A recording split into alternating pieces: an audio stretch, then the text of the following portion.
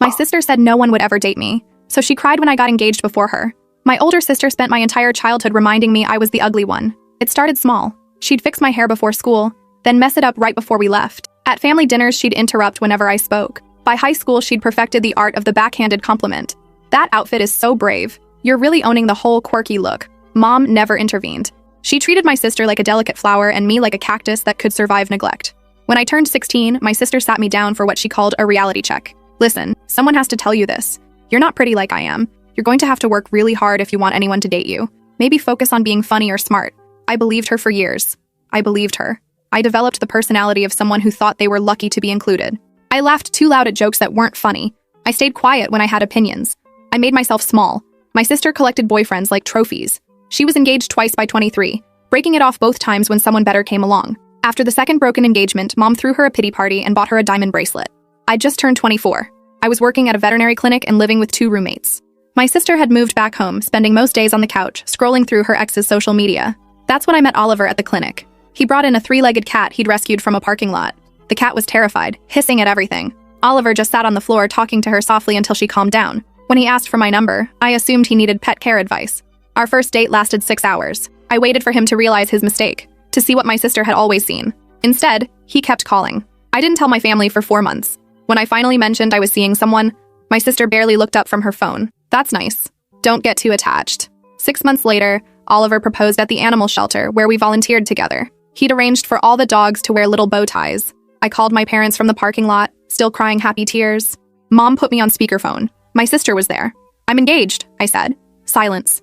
Then my sister's voice, sharp and disbelieving. You're engaged? When I got home that night, my sister was sitting on my apartment steps. Her eyes were red and swollen. How did you do it? She asked, her voice breaking. Find someone who actually wants to marry you. I've tried so hard. I'm the pretty one. I'm supposed to be married first. I stared at her. The woman who'd spent 24 years convincing me I was worthless was crying because I'd found happiness. You're not the pretty one, I said quietly. You're just the mean one who convinced everyone else you were. She started sobbing harder. That's not fair. I was trying to help you. No, I said. You were trying to make yourself feel better by making me feel worse. I went inside and locked the door. My sister showed up at the engagement party wearing white. She cried through the toasts. She cornered Oliver in the kitchen and told him I'd always been jealous of her. Oliver found me afterward. Your sister just warned me that you're difficult. He smiled. I told her I was counting on it, but things got worse before they got better.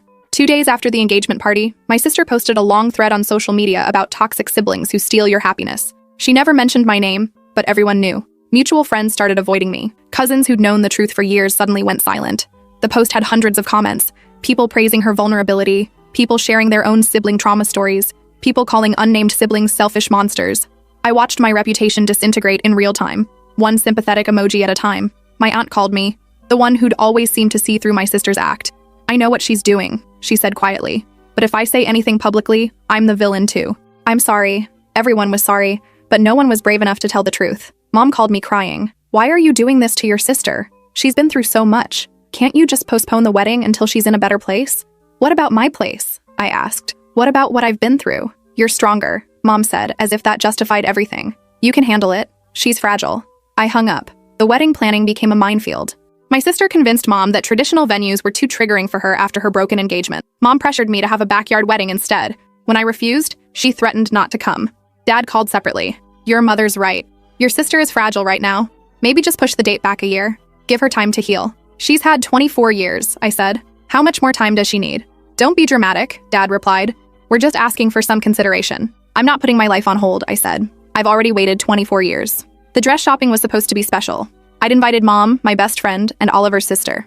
My sister showed up uninvited. She brought champagne and made a toast about how weddings are really about celebrating love, not showing off. Every dress I tried on, she had commentary. That's very you. Simple, practical, nothing too flashy. When I found the one that made me cry, she leaned in and whispered, Are you sure? It's a lot of dress for someone your size. Oliver's sister heard her. She stood up, looked my sister dead in the eye, and said, I think you need to leave. My sister laughed. This is a family moment. Oliver's sister didn't blink. Exactly. And family doesn't tear each other down. Mom started crying. My sister stormed out. I bought the dress. The saleswoman pulled me aside as I was paying. I've worked here for 15 years. I've seen every kind of family dynamic. What your sister just did? That's abuse. Don't let anyone tell you different. I'd never heard it called that before. Abuse. I'd always thought abuse had to be physical. Had to leave marks you could photograph. The saleswoman squeezed my hand. The invisible scars are the ones that take longest to heal, she said. 3 weeks before the wedding, my sister got engaged to a man she'd been dating for 6 weeks. She called me at midnight, hysterical with excitement. I met someone. He's amazing. We're getting married. Isn't it wonderful? We can plan together. Maybe we could do a double wedding. Think of the savings. I congratulated her and went back to sleep. The next morning, Mom called. Your sister's so happy. She was hoping you two could bond over wedding planning. Maybe she could be your maid of honor? The woman who told me I'd die alone wants to stand next to me at my wedding, I said flatly. Mom's voice got cold. You're being selfish. She's family. So am I replied. And I've been invisible to this family my entire life. I hung up again. Oliver found me crying in the kitchen. He didn't ask questions, just held me while I sobbed. When I finally caught my breath, I told him everything. Every comment, every comparison, every year of being second best. We're canceling the wedding, he said quietly. I pulled back. What? Not canceling forever, he clarified. Just the big one. Let's elope. Get married at the courthouse this weekend. Then we'll throw a party later, on our terms, with only people who actually love you. I wanted to say yes. I wanted to run away from all of it. But something in me refused. No, I said. I'm not running anymore. I've spent my whole life making myself smaller to make my sister feel bigger. Not this time. My sister started copying everything. She booked the same venue for 2 months after my wedding. She hired the same photographer. She even bought a similar dress. When I confronted her, she acted innocent. I just thought, since you did such good research, why reinvent the wheel? Plus, people will compare our weddings. I want to make sure mine is just as nice. The photographer called me uncomfortable. Your sister's asking me to recreate your exact shot list. I don't feel right about it. If you want, I can decline her booking. I thought about it. It would feel good to deny her something. But I didn't want to be that person. Keep the booking, I said. Just make sure mine is better. The photographer laughed. Already planning on it. Oliver suggested we elope. I considered it. But something in me refused to run anymore. I'd spent my whole life making myself smaller to make my sister feel bigger. Not this time. 2 weeks before the wedding, my sister started a podcast. It was called Pretty Broken, and it was supposedly about her journey through heartbreak and betrayal. The first episode was about her upcoming wedding and how she'd found love after her siblings had abandoned her in her darkest moment. I listened to the entire thing, my hands shaking. She'd rewritten history. In her version, I was the jealous sister who'd always competed with her.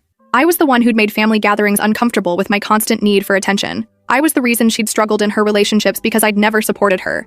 The comment section was full of support. Poor thing. Family can be so toxic. Good for you for setting boundaries. Oliver found me staring at my laptop, tears streaming down my face. Don't read the comments, he said gently, closing the laptop. People who don't know the truth don't get a vote. But they do, I said. They're voting right now. They're deciding I'm the villain, and I can't even defend myself without looking exactly like she's describing. So don't defend yourself, he said. People who matter know the truth. Everyone else is just noise.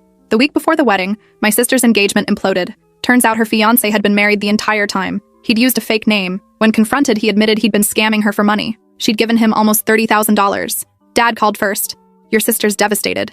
This con artist took everything from her. She needs family right now. I felt a flicker of sympathy. Then I remembered the podcast episode, the social media posts, the 24 years of systematic destruction. That's terrible, I said. I hope she has support. You're her support, Dad said. You're her sister. And she's mine, I replied. But that didn't stop her from calling me ugly for 2 decades.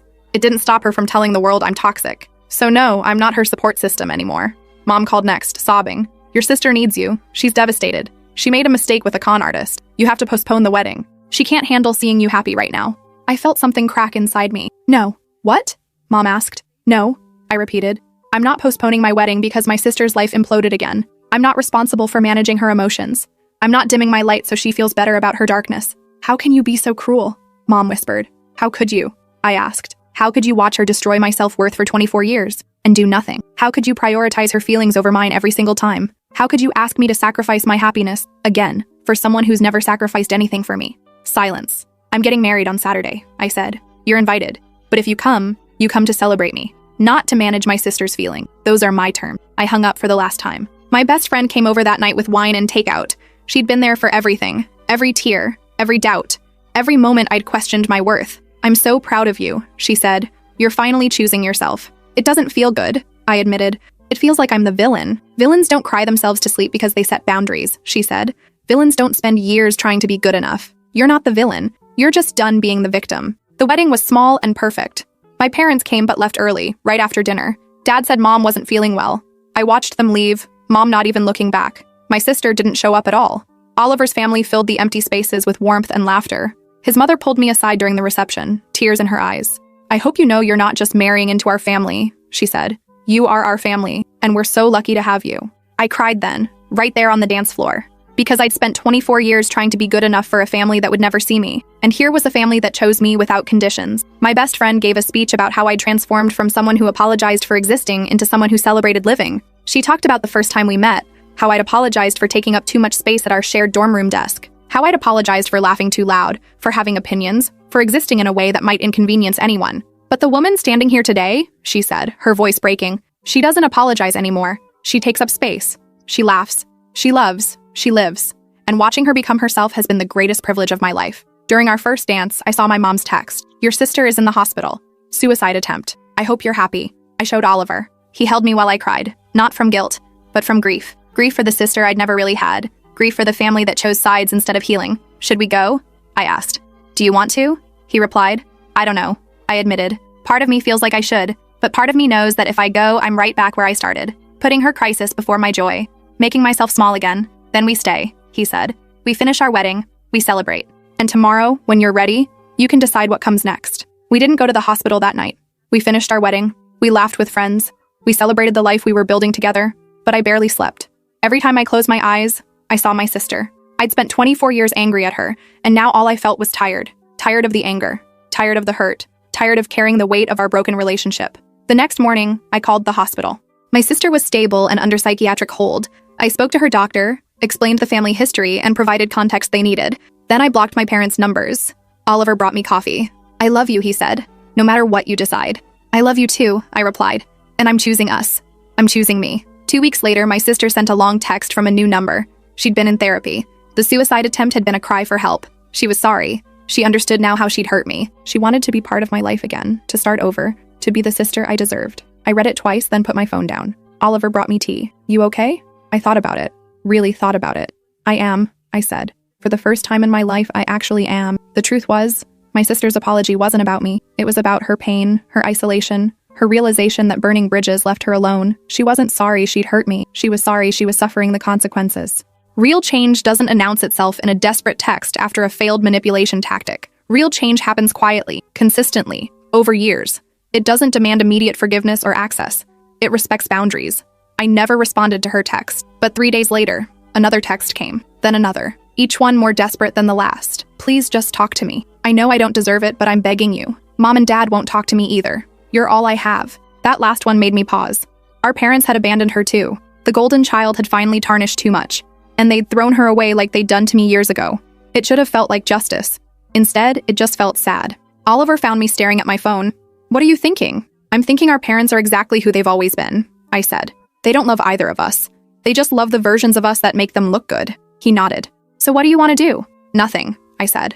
I want to do nothing. I want to live my life without constantly managing everyone else's emotions. Is that selfish? No, he said.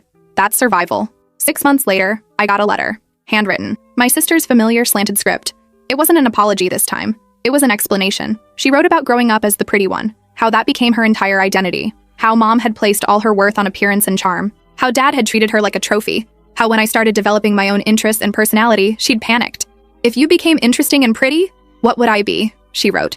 I made you believe you were worthless because I believed I was nothing without being better than you. I destroyed you to save myself, and I destroyed us both. She wrote about therapy, about unpacking decades of conditional love and comparison. She wrote about getting a job at a bookstore, about making friends who didn't know the old her. She wrote about learning to exist without external validation. The therapist asked me what I was afraid of, she wrote. I told her I was afraid of being ordinary. She asked what was wrong with ordinary. I couldn't answer. Because Mom and Dad raised me to believe ordinary was failure, and I spent my whole life terrified of failing. She wrote about the suicide attempt, how it hadn't actually been about me or the wedding. It had been about waking up one day and realizing she was 26, had no real friends, no real skills, no real identity beyond being pretty and mean. The con artist took my money, she wrote. But you know what hurt more? Realizing he was the only person who'd paid attention to me in months. I was so desperate for someone to see me that I ignored every red flag. I gave him everything because at least he pretended to want me. I'm not asking for forgiveness, she wrote at the end. I'm not asking for a relationship. I'm just asking you to know that I see it now. What I did, what it cost you, what it cost us. I'm sorry I stole years from you. I hope Oliver knows how lucky he is. I folded the letter and put it in a drawer. A year after our wedding, I got pregnant. Oliver and I stood in the nursery, painting clouds on the ceiling. My phone buzzed. Another letter from my sister. I heard through the family that you're expecting. Congratulations. I know I have no right to be part of this, but I wanted you to know I'm an aunt, and I'm going to spend the rest of my life becoming someone worthy of that title, even if I never get to use it. Oliver looked at me. What are you thinking? I'm thinking, I said slowly, that some people deserve second chances, and some people deserve the space to grow without access to the people they've hurt. Which one is she? He asked. I don't know yet, I admitted. Maybe in a few years I'll find out. The pregnancy was difficult. I had hyperemesis gravidarum, which meant I spent the first trimester vomiting constantly. Oliver took time off work to care for me. His mother came to stay for 2 weeks. His sister brought meals and sat with me during the worst days. My family never called, but my sister sent flowers. No note, just flowers. Every week for 3 months. Oliver's sister asked about them one day. Who keeps sending you flowers? My sister, I said. She looked surprised. I thought you two weren't talking. We're not, I said. But apparently she's trying. Is it working? She asked. I don't know, I admitted. Part of me wants to believe she's changed. Part of me thinks this is just another manipulation. Oliver's sister sat down next to me. Can I tell you something? My brother used to be engaged before you. I knew that, I said. He told me. What he probably didn't tell you is that his ex was a lot like your sister. Beautiful, charming, cruel. She spent 2 years tearing him down, making him think he was lucky she stayed. When she finally left him for someone richer, he was devastated. But you know what he told me when he met you? What? I asked. He said, I finally understand the difference between someone who loves me and someone who loves what I can do for them. Oliver's sister took my hand. Your sister might be changing. She might genuinely be sorry. But that doesn't mean you owe her access to your life. You get to decide what forgiveness looks like. And if forgiveness looks like flowers acknowledged but unreturned, that's valid too. Our daughter was born on a Tuesday. She had Oliver's eyes and my stubborn chin. In the hospital, surrounded by Oliver's family, I felt complete. Not because my family wasn't there, but because I'd built a new one that chose me. My sister sent a package, a handmade quilt with my daughter's name embroidered in the corner. The note said, for the niece I hope to meet someday. No pressure, just love. I cried holding that quilt, not because I forgave her, but because I recognized the grief in that gesture. The grief of consequences, the grief of knowing you broke something you can't fix. The quilt was beautiful, intricate. Each square was different, carefully stitched with obvious care. It must have taken months to make. Oliver examined it closely. This is really well done, he said. I didn't know your sister could sew. She can't, I said. Or she couldn't. Mom always said sewing was for people who couldn't afford to buy nice things. He looked at me. So she learned. For your daughter.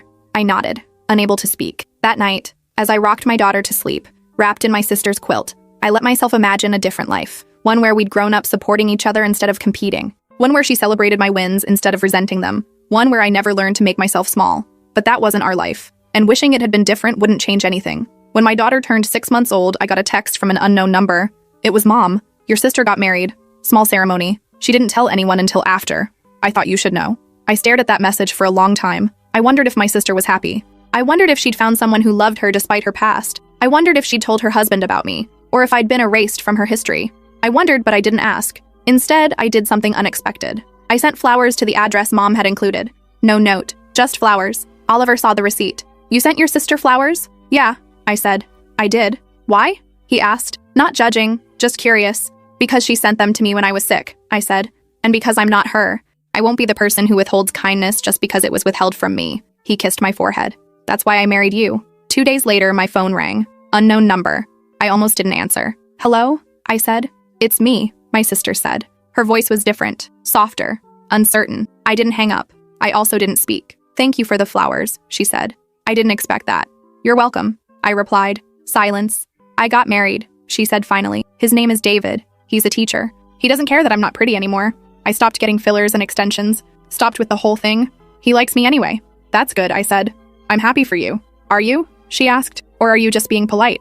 I thought about it. Both, I admitted. I'm trying to be happy for you, but I'm also still hurt.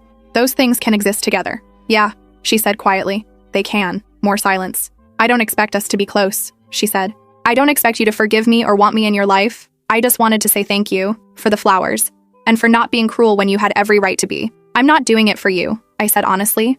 I'm doing it because I don't want to be the kind of person who kicks someone when they're trying to get up. I know, she replied. But thank you anyway. She hung up. I sat there staring at my phone, feeling something I hadn't felt in years. Not forgiveness, not reconciliation, but maybe the beginning of letting go. Oliver found me in the nursery, watching our daughter sleep. You okay? My sister called, I said. To thank me for the flowers. How do you feel? He asked. Tired, I admitted, but also maybe a little lighter. Like I've been carrying this weight so long I forgot it was there. And maybe setting it down doesn't mean forgetting what happened. It just means I don't have to carry it anymore. When my daughter turned 2, my sister sent a birthday card. It had a $20 bill inside and a note that said, for her college fund. Every little bit helps. I added it to the account Oliver and I had started. It felt like a small thing, but it also felt like something. The cards kept coming, every birthday, every holiday, never asking for anything, just showing up, consistently, from a distance. Oliver's mother asked about it one day. "Your sister sends a lot of cards." "She does," I said. "Are you going to respond?" she asked. "I don't know," I admitted. Part of me wants to. Part of me thinks responding opens a door I'm not ready to walk through. "You don't have to decide today," she said. "Or tomorrow. Or ever. You get to take all the time you need." When my daughter turned 3, she asked about the quilt. "Where did this come from, Mama?" "Your aunt made it," I said before I could stop myself. "I have an aunt?" she asked, eyes wide. "Yes," I said. "You have an aunt." "Where is she?" my daughter asked. "Far away," I replied. "But she loves you very much. Can I meet her?" my daughter asked. I looked at Oliver. He gave me the smallest nod. "Maybe someday," I said. "When you're older and I figure out what that looks like." My daughter accepted this answer the way children do, moving on to her next question without dwelling, but I couldn't stop thinking about it. That night, I pulled out all of my sister's letters. I'd kept every one, though I'd never responded. I read them in order, watching her evolution through her words. The desperate early ones, full of excuses and justifications. The middle ones, full of therapy speak and insight. The recent ones, simple and honest, and asking for nothing. Oliver found me surrounded by paper. "What are you doing?" "Reading," I said. "Trying to figure out if this is real or if I'm just seeing what I want to see." "Does it matter?" he asked. "What do you mean?" I said. "Does it matter if her change is performative or genuine? Does it change what you want?" I frowned. "I don't understand." He sat down next to me. "You're trying to figure out if your sister has changed enough to deserve access to your life. But maybe the question isn't whether she's changed. Maybe the question is whether you want her in your life, regardless of whether she's changed. But if she hasn't changed," I said, "then I'm just setting myself up to be hurt again." "And if she has changed," he replied, "and you never give her a chance, you're setting yourself up to always wonder what if. There's risk either way." I leaned against him. "When did you get so wise?" "I married you," he said. "That required figuring out how to love someone who'd been taught she wasn't lovable. I learned a lot about second chances." I started crying. "I hate that she gets to be redeemed in this story." "She doesn't get redemption," he said gently. "She gets a chance to try. What she does with it is up to her. And what you do with that chance is up to you. Neither of you controls the other." On my daughter's 4th birthday, I did something I never thought I'd do. I sent my sister a photo. Just one. My daughter wearing a birthday crown, grinning at the camera, wrapped in the quilt my sister had made. The text said, "She loves the quilt. Thank you." My sister responded immediately. "She's beautiful. She looks so much like you." I stared at that message. It was the first time my sister had ever called me beautiful, even indirectly. "Thank you," I wrote back. 3 dots appeared, disappeared, appeared again. Finally, "Would it be okay if I sent her a birthday present?" I thought about it for a long time before responding. "Yes," I wrote, "but nothing expensive, and please include a note so she knows who it's from." The present arrived a week later. A children's book about 2 sisters who go on adventures together. The inscription said, "To my niece, with love from your aunt. May you have the kind of sisterhood I never gave your mother." I read that inscription over and over. Then I took a photo and sent it to my sister. She called 5 minutes later. I answered. "Thank you for sending that," she said, her voice thick with tears. "You didn't have to." "I know," I said. "But she should know you exist. Even if we're not close, even if we never are, she should know she has an aunt who cares about her." "Can I ask why?" my sister said. "After everything, why let me into her life at all?"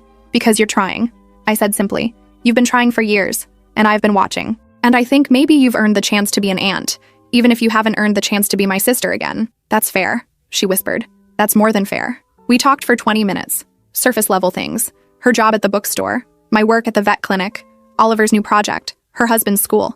It felt strange and awkward and also somehow okay. When we hung up, Oliver was watching me from the doorway. "How do you feel?" "Scared," I admitted, but also hopeful. And I didn't think I'd ever feel hopeful about her again. Years passed. My sister and I exchanged photos of holidays and milestones. We talked on the phone every few months, conversations that slowly deepened from surface pleasantries to actual substance. She told me about her marriage, her struggles with self-worth, her journey through therapy. I told her about motherhood, about building a life with Oliver, about the ways I was still healing from our childhood. We didn't pretend the past hadn't happened, but we also didn't live in it. When my daughter turned 5, my sister asked if she could visit, just for a day. She'd rent a hotel room nearby, keep it short, no pressure. I talked to Oliver about it for weeks. Then I talked to my therapist about it. Then I talked to my daughter about it. "Your aunt wants to visit," I said. "How would you feel about that?" My daughter, who'd been hearing about her aunt in stories and birthday cards for years, lit up. "Really? I can finally meet her?" "Maybe," I said. "But Mama needs you to understand something. My aunt and I didn't always get along. We're trying to get along now, but it's hard. If she visits and something feels wrong, I need you to tell me, okay?" My daughter nodded seriously, the way children do when they sense adult weight in a conversation. The visit was scheduled for a Saturday in June. My sister drove 6 hours to reach us. Oliver suggested I meet her somewhere public first, without our daughter, to gauge the situation. We met at a coffee shop downtown. I saw her through the window before I went in. She looked different. Her hair was natural, no extensions, minimal makeup, jeans, and a simple sweater. She looked like a person instead of a performance. When she saw me, she stood up so fast she knocked over her chair. Then she laughed nervously and picked it up. "Hi," she said. "Hi," I replied. We sat down. The silence was excruciating. Finally, she spoke. I practiced what I was going to say for weeks. I had this whole speech prepared. But now that you're here, it all sounds stupid. "Try me," I said. She took a deep breath. "I'm sorry. I know I've said it before, but I'm sorry for all of it. For making you feel less than, for stealing years from you, for being so afraid of being ordinary that I made you feel invisible. I'm sorry." I nodded. "Thank you. I don't expect forgiveness," she continued. "I don't expect us to be close. I just want you to know that I see it now. What I did.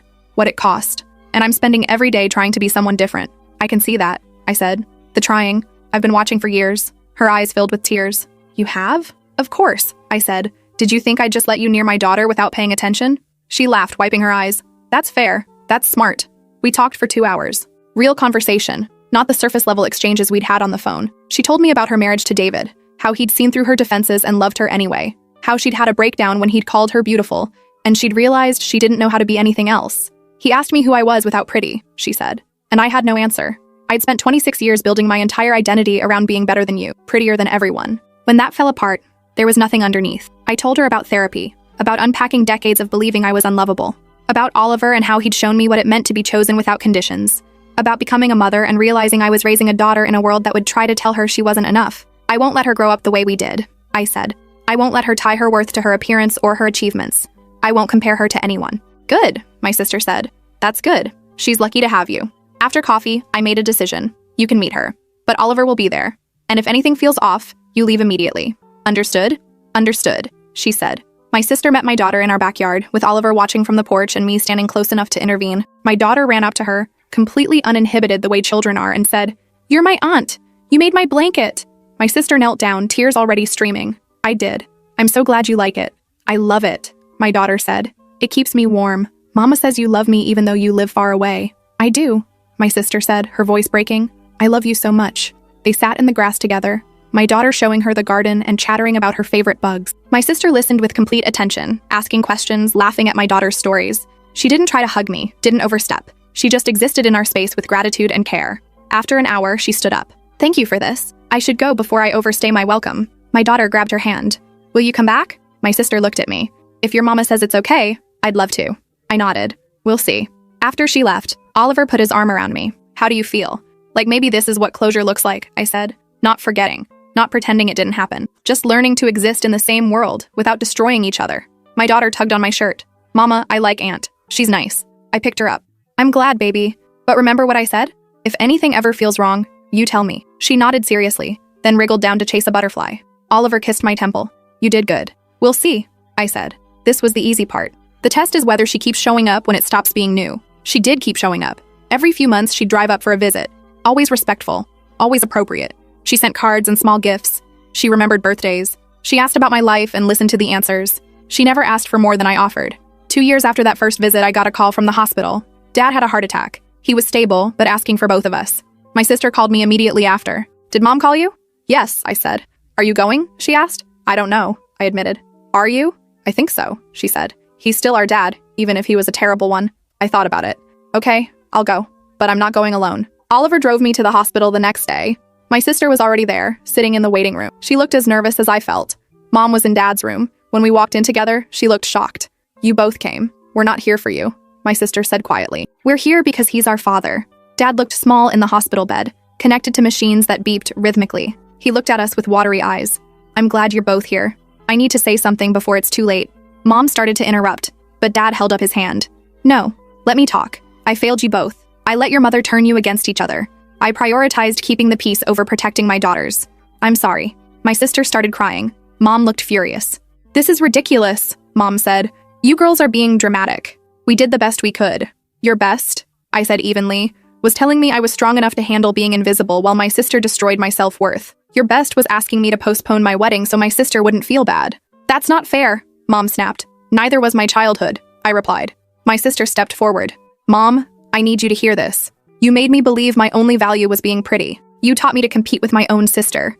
You turned me into someone I'm ashamed of. And when that fell apart, you abandoned me too. I did no such thing, Mom said, her voice shaking. I loved you girls equally. No, my sister said. You loved the versions of us that made you look good. The moment we stopped performing, you threw us away. Dad was crying now. She's right. We failed you both, and I'm sorry. Mom stormed out of the room. Neither of us followed. Dad looked at us. I know it's too late. I know I can't fix what I broke, but I need you to know I see it now. And I'm sorry. My sister and I looked at each other. Some silent understanding passed between us. Thank you, I said finally. But seeing it now doesn't change what happened. It doesn't give us back the years we lost. I know, Dad whispered. I know. We left together, my sister and I, walking out of the hospital side by side. In the parking lot, she stopped and looked at me. Did we just become sisters? She asked, a weak smile on her face. I think we've been becoming sisters for a while now, I replied. Today we just made it official. She hugged me then. The first time we'd hugged in almost a decade. It felt strange and familiar and also like something new. Oliver was waiting by the car. He looked at us, then smiled. Ready to go home? He asked. Yeah, I said. I'm ready. Dad recovered from the heart attack. Mom filed for divorce 6 months later, unable to handle the fact that Dad had sided with his daughters. She moved across the country and sent a generic holiday card the first year. After that, nothing. My sister and I talked about it over coffee one afternoon, watching my daughter play at the park with her husband David. Do you think she'll ever apologize? My sister asked. No, I said, because that would require admitting she was wrong, and Mom's never been wrong a day in her life. My sister laughed bitterly. True. Does it bother you? I asked. That she's just gone? Sometimes, she admitted.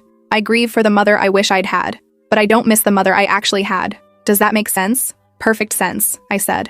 We sat in comfortable silence, watching our family. David was teaching my daughter how to do a cartwheel. Oliver was recording on his phone, laughing as my daughter tumbled into the grass. This is what I wanted, my sister said quietly. This. Family that actually likes each other. People who choose to show up. We have that now, I said. It doesn't look like what we thought it would, but we have it. She reached over and squeezed my hand. Thank you for giving me this chance. Thank you for taking it seriously, I replied. When my daughter turned 7, she asked if Aunt could come to her birthday party. Not just visit for an hour, but actually be there for the whole thing. I looked at Oliver. What do you think? I think she's earned it, he said. And I think our daughter wants her there. That matters. My sister came to the party with David. She brought a modest gift and a homemade cake. She helped set up decorations. She played games with the kids. She didn't try to be the center of attention. She just participated, grateful to be included. At the end of the party, as she was leaving, my daughter hugged her tight. I love you, Aunt. My sister's face crumbled. She knelt down and hugged my daughter back. I love you too, sweetheart. Thank you for letting me be part of your life. After they left, Oliver found me in the kitchen cleaning up. You're crying. Happy tears, I said. I never thought we'd get here. Where's here? He asked. A place where my daughter has an aunt who loves her, I said. A place where my sister is genuinely trying to be better. A place where I don't have to choose between protecting myself and having family. We're here. We actually made it here. He pulled me close. I'm proud of you. This took courage. It took both of us, I said. She had to change, and I had to let her. 3 years after that first coffee shop meeting, my sister had a daughter of her own. She called me from the hospital, sobbing. I'm terrified, she admitted. What if I'm like Mom? What if I destroy her the way I destroyed you? You won't, I said firmly, because you see it. Mom never saw it. She still doesn't, but you do. And that makes all the difference. But what if it's in me? She asked. What if I can't help it?